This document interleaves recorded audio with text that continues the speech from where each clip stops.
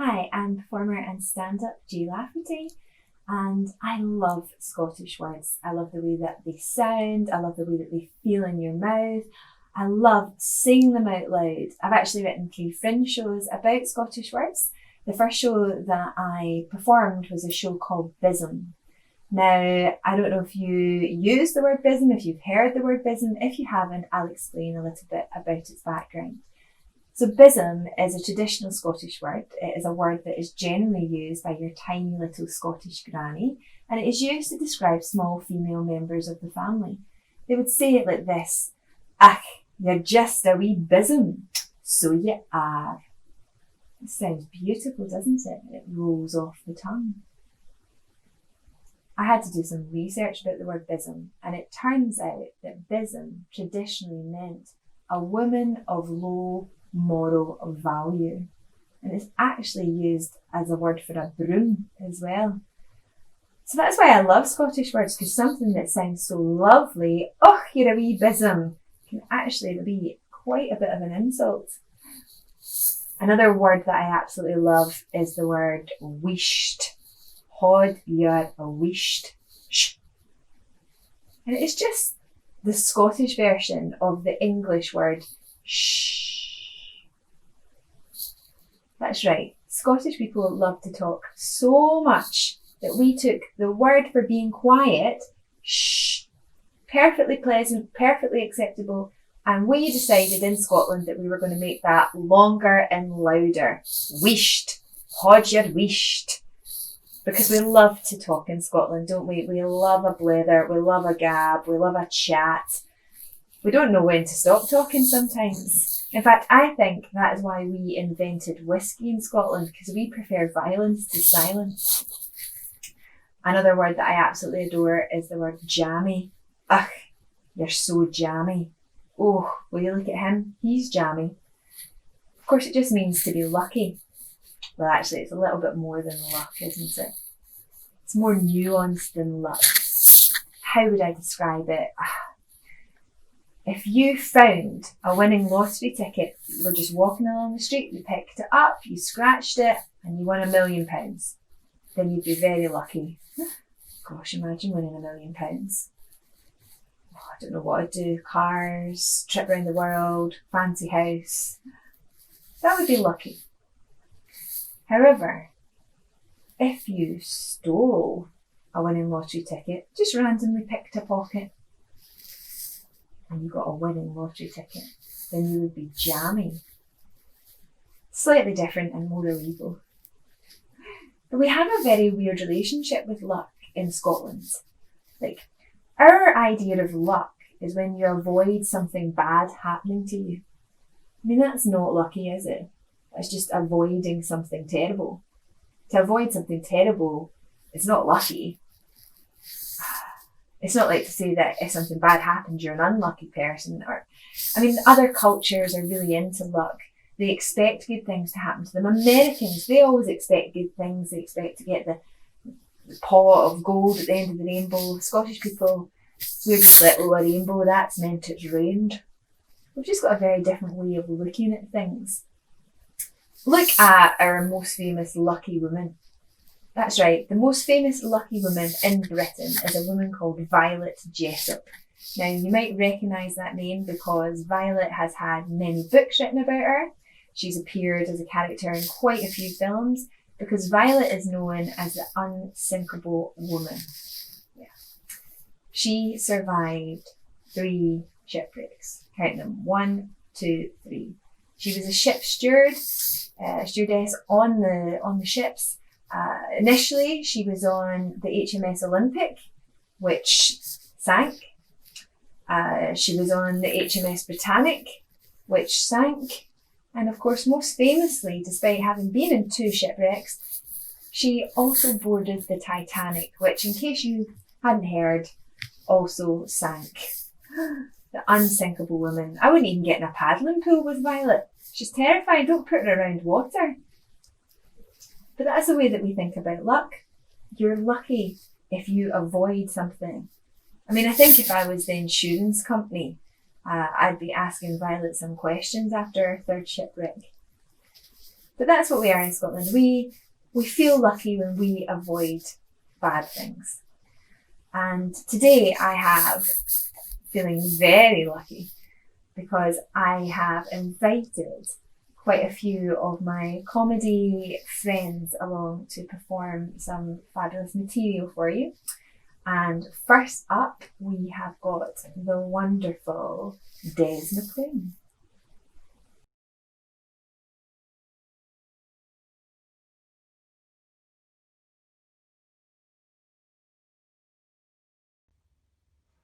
What do you mean, take six? I'm a Oh, hi there. My name's Des McLean. I'm a Glaswegian stand-up comedian, radio presenter, panto star, TV actor. Well, anyway. So this is Harry's Bar. This is my garage. I built it. I just came in one Friday night from a gig at the Innovation Awards and thought I want to turn my garage into a bar, and I did after a couple of weeks because I'm Scottish and we like a wee drink. So this is where I keep all my mementos, my souvenirs, stuff that's happened to me over the years. And here's one of them, look. Viva Des Vegas. That's a nice wee pun, isn't it? Viva Des Vegas. And that's me. This is the story of when I got a phone call on a Tuesday afternoon.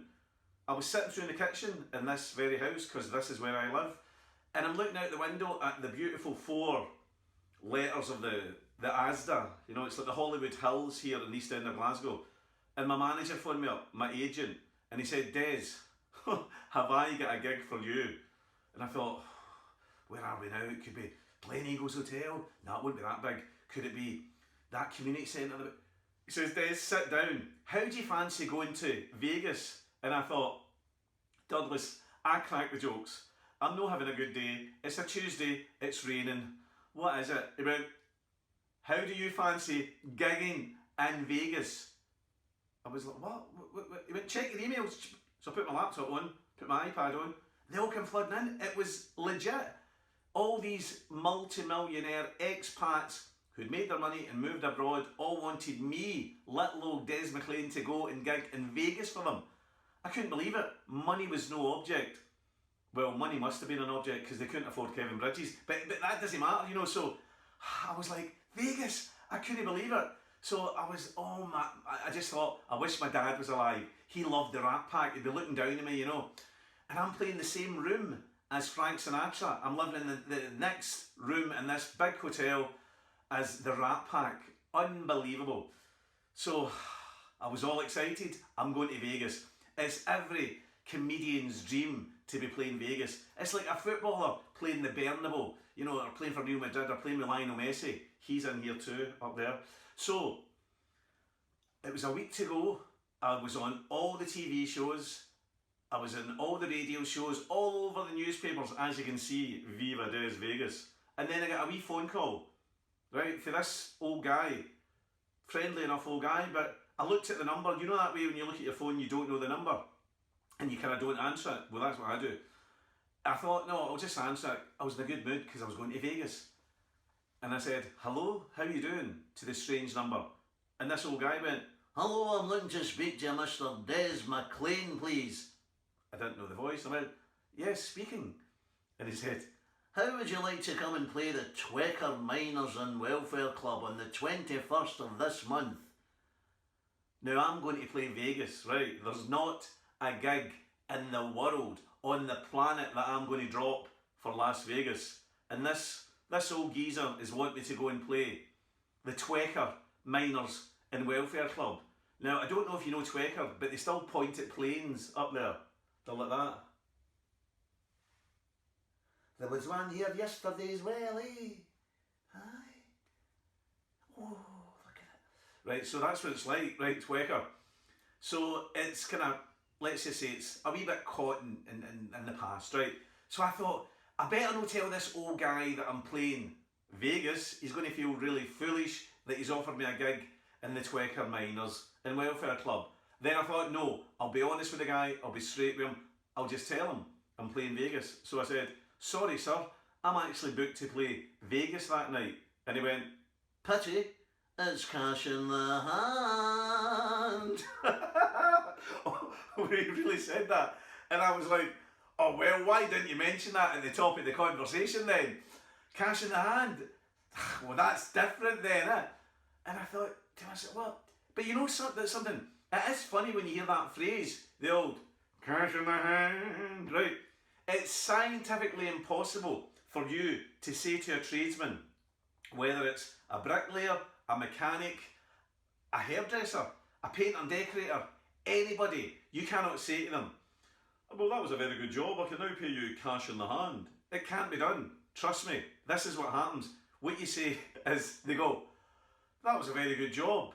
What I can do is pay you cash in the hand. The eye goes a bit funny and they develop a wee claw, and even the mechanic does the same, and the two of you go into this kind of a strange, surreal foreign language that doesn't exist. Cash in the hand, cash in the hand.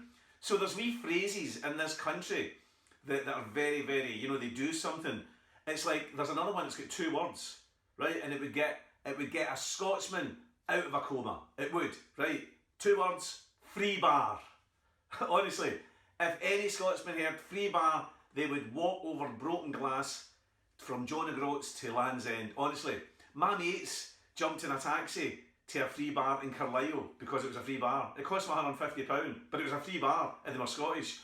Back in 1314, William Wallace didn't shout, freedom! He shouted, free bar! Back at Robert the Bruce's house, if we battered English, because Scots will do anything for a free bar. Back to the old man in Twecker, right, who's offered me this great gig in the Twecker Miners and Welfare Club. I thought, maybe he thinks that Vegas is a nightclub. You know, you could imagine Vegas being a nightclub, you know, like, hey, fancy going down to Vegas tonight, aye, big Alex on the door, he'll get us in. Aye, of course he does. Vegas, the nightclub in Kirkintilloch, that's what he'll think. It's a venue. That's what it'll be. So I phoned him. I said, listen, it's actually Las Vegas, Nevada, America. And he went, I know, I heard you. I just think you're making a big mistake. And I was like, sorry. He said, listen, and this is what he said. I swear to God, this is what he said. Only in Scotland. He went, Vegas will always be there. Vegas will always be there. But the Twecker Miners and Welfare Club's getting shut down to get rough casted. That was it. And he slammed the phone down. And apparently I'm never going to get booked for the Twecker Miners and Welfare Club again. I'm on the banned list. I'm up there with the greats. So I chose Vegas. And that's the thing, right? I went to America and it was sensational. But a couple of years ago, my American family came over here. We had a heat wave, right? You might remember it. It was 10 weeks heat wave, unheard of. Oh my, it was like flip-flops and shorts every day, every morning, every night. You know, it was unbelievable, 10 weeks. My family came over from LA, from California. They were just a short drive from Disneyland, right? And we were having a wee barbecue around the back. And I remember it well, right? My auntie was like coming in at the barbecue, she was in the kitchen, she went, oh, it's 26 degrees or something here in Glasgow, unheard of. And she went, where's your air conditioning? We were all laughing. She went, what's so funny? I says, air conditioning. We don't do air conditioning. we don't have that in this country. We don't get the summer. We don't get summer. We have one day here, one day the next month, a couple of... She went, you don't have like air conditioning? I said, well, we kind of have Scottish air conditioning. Oh yeah, what's that? I says, Scottish air conditioning is open the window a wee bit or a big bit. She went, you don't have like domestic room to room industrial full house air conditioning? I went, we've got that as well. Open the kitchen window and the toilet window. That'll soon kind of send a wee breeze through. So it was quite funny. And she's a short drive from Disneyland. Guess where we took her to? M&D's, Strathclyde Park. She was like, oh my, this is really nice. M&D's, is that like Mickey and Donald's? I says, no. It's a totally different world from Mickey and Donald's, honestly. And the funny thing is, she enjoyed the fact that she'd just learned what Scottish air conditioning was. And I said to her, there's other Scottish things, like Scottish wine tasting. I don't know if you're familiar with Scottish wine tasting. Normally with wine tasting, you have a posh English person, upper class, middle class, and it's always na na na na na na na na na na na na, and they're like that. Oh, soft, ripe tannins. Oh, hint of ginger, oh, a rush of blackberry, oh. Right, and they're always quite annoying. Scottish wine tasting is like this. They turn the bottle. 15%, you dancer. That'll do for me. The bigger the number, get it in the basket. And that's the way we do it. There's 3 stages of Scottish wine tasting. Right, ladies especially, guys do it as well. You walk into the Asda, or the Morrisons, or Waitrose, if you're loaded, and you walk in, you go to the aisle, and you look, you do that, you look left, you're right. Stage 1 is reduced. That's the first stage in Scotland, reduced. Right, and then it's a nice bottle. You go, oh, that's a nice bottle, it's got a tree on it, oh, it's got that wee thing under, oh, it's a deep kind of bottom. And then you do that thing, you look left, you look right, you turn it round. 11%, what is that? Weight Watchers. We don't live long enough in Scotland to drink 11% wine. So that's Scottish wine tasting. Anyway, so this is what I'm reduced to now. These wee samples of Buckfast.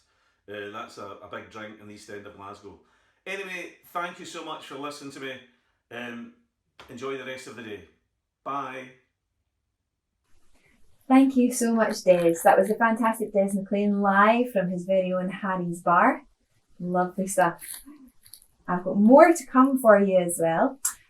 Next up, we have the wonderful actor, performer, stand-up, award-winning writer, Vladimir McTavish, who is going to perform a piece that he's specially written for you, where he plays the part of Frank McCaffery.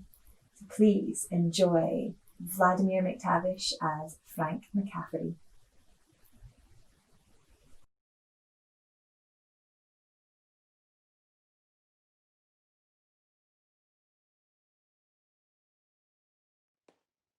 Hi there, my name's Frank McCaffrey. Me and Janice just moved in across the landing there. It was time for us to downsize. The garden in the old place was getting too much. Mind, we brought a wee bit of it with us. Here you go. Aye, couldn't bring all of it, but I wasn't getting rid of this. No, now, it might just look like a wee patch of grass to you, but it's more than that. No, this is a memento of a great day when 11 men wearing that navy blue Scotland jersey became the champions of the world. 12th of April, 1967. Now, some people say, if you can remember the 60s, you weren't there. Well, that's not true for me. I was there, and I do remember. I've been a football fan since I was knee-high. I can remember being a wee laddie getting lifted over the turnstiles because we didn't have the ticket money. What a year that was, 1967. The year before hadn't been so good. No, because we'd been looking forward to the World Cup, and we'd got a new black and white telly out of radio rentals for £2 and £6 a week. Come the tournament, Scotland didn't even qualify. But worse than that, England got to the final, playing West Germany. Now, my father, he fought in the war, so he wasn't going to support the Germans. Aye, he had a lot of stories about the war. He told us about the time he was taking part in the siege of Monte Cassino when he killed 15 men. Not in action, he just lost control of his jeep and he ploughed into a market stall. Anyway, that's another story. Well, he wasn't going to support Germany, but there was no way he was supporting England. Aye. So we couldn't watch the game. No, he put a ban on us watching the telly, or watching the football. Aye. It's all right for my sister Kathy. She's still got to see jukebox jury. And my mum could watch the wrestling with Jackie Pallo. Aye. I spent that day at the Saturday matinee at the Cali Picture House, watching the Guns of Navarone with Gregory Peck and David Niven, I seem to remember. Anyway, back to 1967. I just had my 15th birthday and I was about to leave school. You could do that, you know. You could go to school on the Friday, have your birthday, and then start working the Monday. Walk straight into a job. That's what happened in the 1960s. Oh, proper jobs too. I was doing an apprenticeship. I was learning a trade. And I was getting £5.10 and £6 a week. Ooh, not bad money in those days, you know. Aye, but still, I couldn't go at the game. I wasn't allowed because I had a paper round on the Saturday morning and I wasn't old enough, they said. My brother Kenny, he got to go. He was a lot older than me. Kenny, 27, born in 1940. Aye, at the height of the Blitz, just before my dad joined the army. Dad always claimed that Kenny was conceived in an air raid shelter, which is why his middle name was Anderson. My mum would always deny this, but never very convincingly. Anyway, so Kenny, he had a good job with the GPO as a telephone engineer. £20 a week. Got to keep the Morris Minor van at the weekend, and he was engaged. Him and Audrey due to marry in the June. So Kenny, he got a ticket, standing ticket behind the goal, 17 and 6, and him and my Uncle Bert and my cousin Bob and Norrie Smith and some guy called Bob Doolally. I didn't like him. Now, they all piled into the back of that Morris Minor van. Got a massive carry out. Oh, these cans of lager, tenants lager, you know, with the lasses and the swimsuits on the other side. And they had 10 number 6 each, and they reckon they had enough Green Shield stamps to pay the petrol to London and back. They set off on the Friday, we waved them off the streets, and my mum said, "Oi, don't you drink too much, Kenny." Bert said, "It's all right, don't worry, we've only got 6 cans each, you can drink in that." See, this was the days before the breath test. All the police had to know was you could walk in a straight line. Mum said the only straight line your Kenny was ever going to walk in would lead straight to a boozer. Anyway, as they drove off, Kenny stuck his head out the window and says, "Oi, Frank, if we win, I'll bring you back a piece of Wembley turf." Well, I was up the next morning bright and early for my paper round and I couldn't wait for kick-off. I couldn't come soon enough. Grandad came round and him and my father, they had a big carry-out as well. Tins of McEwen's export. We sat down in front of that telly. Grandad was giving it everything. He was going, "Oh, come on, let's wipe that arrogant smile off Alf Ramsey's face. Go on, Scotland, get stuck into these English buggers."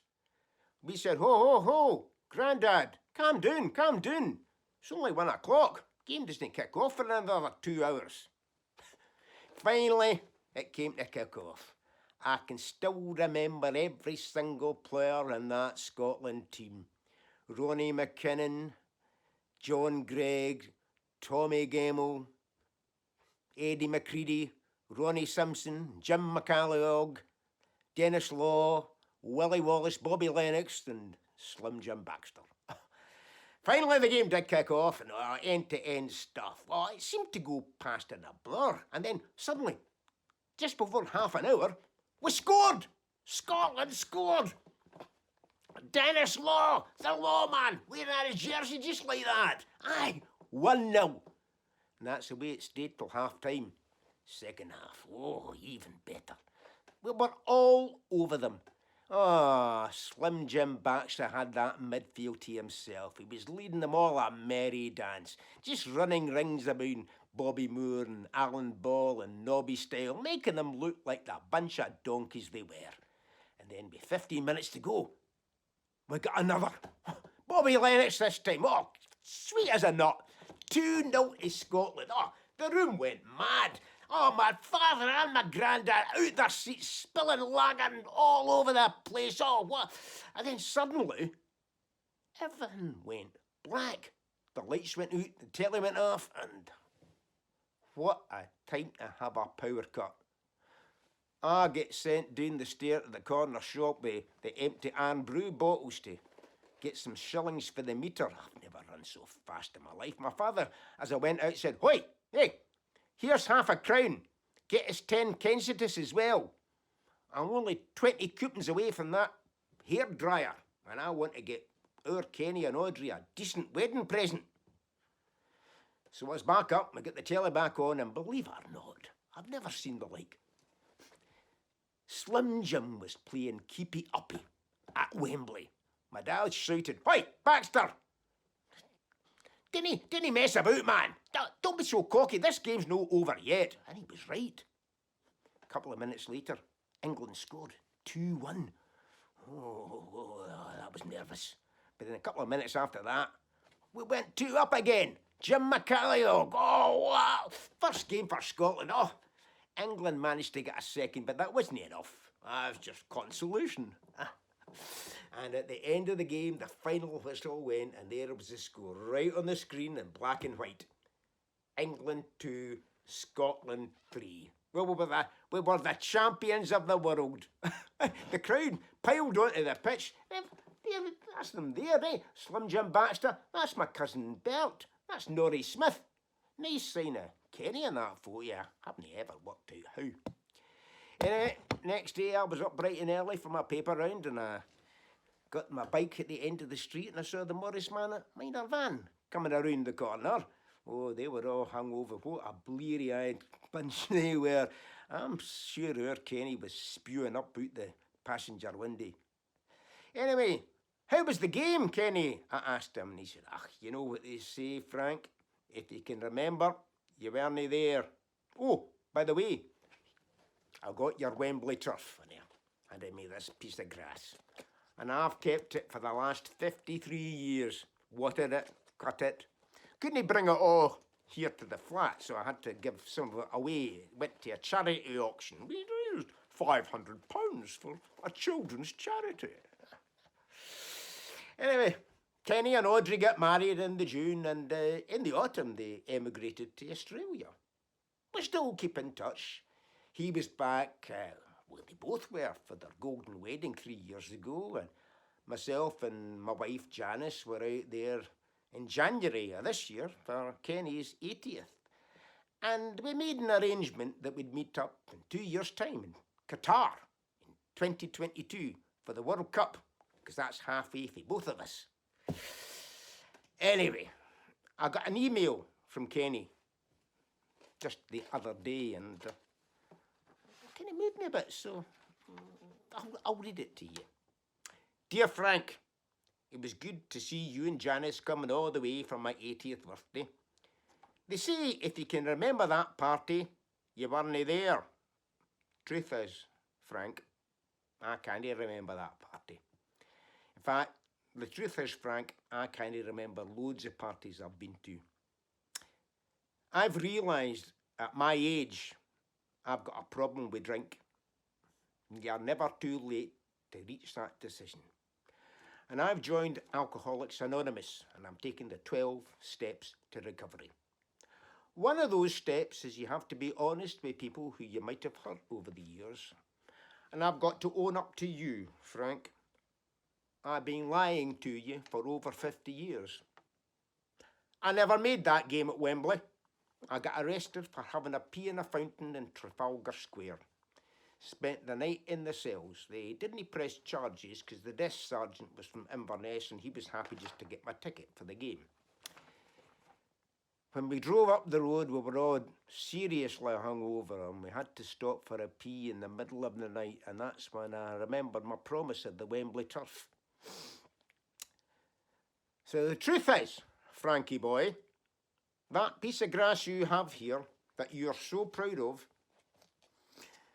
is from the verge of the A1 next to the services at Scotch Corner.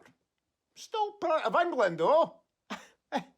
Hey, if you'll forgive me, I'll see you in 2022 in Qatar. I'm looking forward to it. All the more so, I've heard it's very difficult getting a drink in that country. You know what? I don't care that he lied to me all those years. I'm still proud of this piece of earth, and I'm still proud of the way those Scotland boys played in those jerseys that day. And you know what? The important thing is it's given me memories. Memories no one can take. Cheers. Wonderful. Thank you very much, Frank, or should I say Vlad? That was brilliant. Thank you so much. Now, before I bring on our final act, I'm going to tell you one of the best stories I've ever heard in Edinburgh as a performer. Now, when you are a stand-up comic and you get into taxis, quite often you make up a different job because you don't want to tell a taxi driver that you are a performer, because 9 times out of 10 their jokes are always better than yours. And this time was no different. I told an Edinburgh taxi driver that I was a comedian, and he regaled me with the best story that I've ever heard, and I'm going to tell it to you now. So he was sitting outside the Balmoral Hotel one quiet Tuesday night, hadn't had many jobs, was sitting watching the clock count down to midnight so he could get off shift and just get home. It hadn't been a brilliant time at all for him. And as he's sitting there waiting, just to finish up, he looks to the side, and down the steps of the Balmoral Hotel comes a very well-dressed, high-heeled gentleman, quite drunk, 3 sheets to the wind, in fact. And he stumbles down the steps of the Balmoral, gets into the back of the taxi, he closes the door, and he turns to the taxi driver and he says, "Balmoral Hotel, please." And the taxi driver whips round and says, "Sir, you've just come out of the Balmoral Hotel." But unfortunately, the guy's fallen fast asleep straight away, so drunk, just passed out in the back of the taxi. The taxi driver huffs, knocking on the window, won't wake up, has to get out of the taxi, into the back of the taxi, and he's shaking this high, floating gentleman awake. And he wakes up with a start, and he looks to his right, up the steps of the Balmoral Hotel, and he goes, "Oh, great." And then he leans forward and he looks at the clock at the front of the taxi, which actually says 23:50. And he goes into his wallet, takes out £30, gives it to the driver, and goes back up the stairs of the Balmoral Hotel. The taxi driver is left sitting there thinking, I was going to go home 10 minutes ago, but I've just made 30 quid for no reason.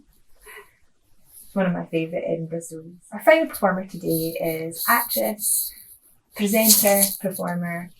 Please enjoy the wonderful Jojo Sutherland.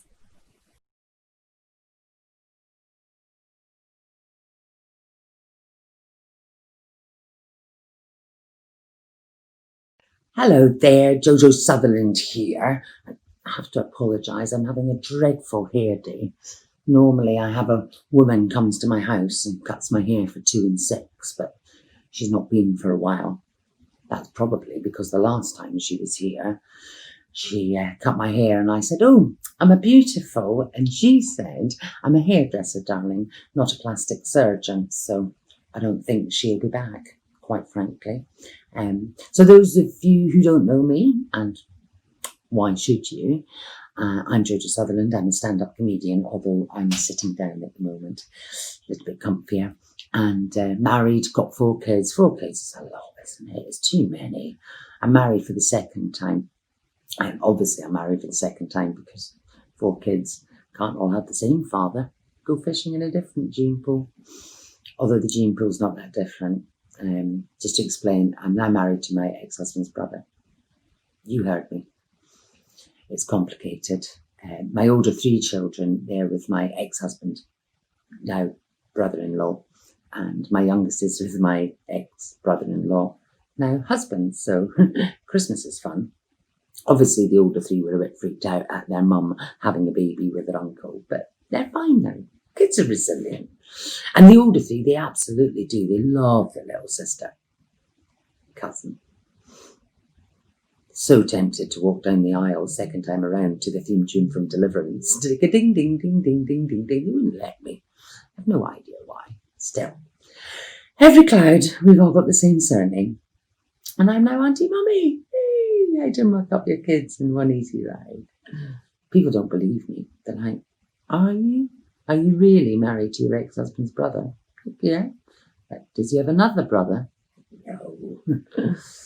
He's got a sister. She looks a bit worried when I visit. But yeah, I think having kids is a bit like drinking. You know when you have 1 too many? Should have stopped at 3. Kids obviously not drinks. I'm not a lightweight. Although having said that, I do like a drink. I do like a drink. And I smoke as well, and that's bad. But I might stop smoking, but I'm not going to stop drinking because I just think, well, what kind of a mother would I be if I stopped drinking? Really? My kids are so used to seeing me, cigarette in one hand, pint of wine in the other, waving them off to school in the morning. I stopped doing both. I was traumatised. Kids need routine. And you're not meant to have favourites. That's the other thing, apparently. But you do, don't you? You absolutely have favourites. My eldest, he's my favourite because, well, he's left home. Love him. Well, middle two, bit meh. Although I've got a 23-year-old, she's shaping up quite nice because she's a drinker, like her mother. Well, she was in a nightclub just a few months ago now, and she was very drunk. She couldn't get a taxi. She tried to phone a taxi. She couldn't get a taxi, so she phoned me. Now, Mother of the Year here, I went to pick her up. It was 3 o'clock in the morning. Picked her up, and oh my days, I've never seen anybody so drunk, I don't think. She couldn't speak. There wasn't a vowel, there wasn't a consonant. There was just a noise coming out of her face, just like, ooh, ooh. I bundled her in the car. We got in the car. Driving home, just this noise. I was like, oh my days, until we got towards our house. Well, then she piped up. Do you know what she said? Just as we're going towards our house, she said, it's left here. Beg your pardon. It's left here. Oh my God. Are you so drunk? You think you phoned the taxi and the taxi's come? That is genuinely how drunk she was. She thought I was the taxi. So I took 40 quid off her. That'll learn her. My youngest, I've got a 17-year-old daughter called Finn because I wanted a boy. And I think with having so many children, you would expect one of them to be bright. They're all stupid. I know you're not meant to say that. Apparently they're reluctant learners. Oh, behave yourselves. I was driving somewhere the other day and I didn't have my sat-nav thing. Someone had written out the directions on a piece of paper. So I gave them to my daughter. She was reading them out. She told me to turn off at Gilla. Now, I've never heard of Gilla. I'm not going to ask if anybody here's ever heard of Gilla. No one's heard of Gilla because it turned out that Gilla was junction 11A. And I was past Gilla by quite some considerable distance before I realised my child was a reluctant learner. The worst of it was we were going to a funeral. We completely missed the service, got there just as the coffin was being lowered into the ground, snuck on. And then, just as the coffin was being lowered, someone's mobile phone went off. The curse of modern technology. Phone went off and the ringtone, I swear to you, was, hello, hello, is anybody there? Hello, hello, is anybody there? I've never seen a coffin being whisked up so quick. It sounded like it was coming from inside. Oh, how we laughed. You're not meant to laugh at a funeral. I made it look like I was crying. So hurt. But I'm getting older and I think about things like that. And then, although, I got really quite cross. I've had a birthday recently and I'm into my 50s now, but I'm still cross about when I turned 50 and I got a card in the post inviting me to a bowel cancer screening test. A card in the post. What a shit card to get in the post. Like literally, a shit card. You have to shit on a card. Then you have to send it to Dundee. As if living in Dundee isn't shit enough. So that didn't make me happy.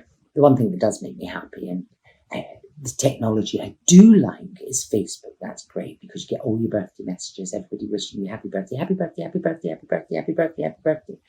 Nothing much more exciting than that. I don't even look who they're from now. I just count them, see how popular I am. But I think, I was saying about having too many children, and then that's a cheat coming from me because I'm the youngest of 7. I know, the youngest of 7. My parents weren't Catholics. They were drinkers.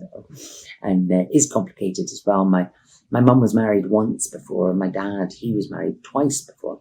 My dad had a daughter from his first marriage, 2 sons from the second. My mum had a daughter and a son from her first marriage. Then she married my dad, had me and my brother. So my half-sister and my 2 half-brothers on my dad's side are step-brother and sister to my half-brother and my half-sister on my mother's side, which makes me and my brother very strange, isn't it? Well, I've been busy as well. I've been tidying. And that's not a thing I do, but, I've been tidying out cupboards and doing all kinds of things. I've been getting very, very domesticated. And although I got very cross because Turns out I cleaned out my linen cupboard. Do you know what I found right at the back of my linen cupboard? I found presents I bought the kids for Christmas. I forgot to give them. I'm doing that all the time. I don't know about you. I get quite organised. About October time, I start buying little bits and pieces to sort of, get things ready for Christmas. And then, I wrap them and I stash them. And I think, oh, nobody will find them here, including me. And that was so frustrating because the kids, they would have loved a puppy. It's all right. I can use the paper again. It's not all lost. So I think I'm going to, I'm drinking coffee actually, that's what I've been doing, because, trying not to drink. It's hard though, isn't it? I like getting drunk. Like when you get so drunk you can't bite your fingers. I don't know if you've ever tried to bite your fingers when you're drunk, but you can't. That's the test. What's the test to see? I used to see if I'm fit to drive. I'm kidding. Just being silly now. I hope you're all well and enjoying the sunshine because it's been absolutely beautiful. I'm going to love you and leave you. Take care. Speak to you again sometime. Bye.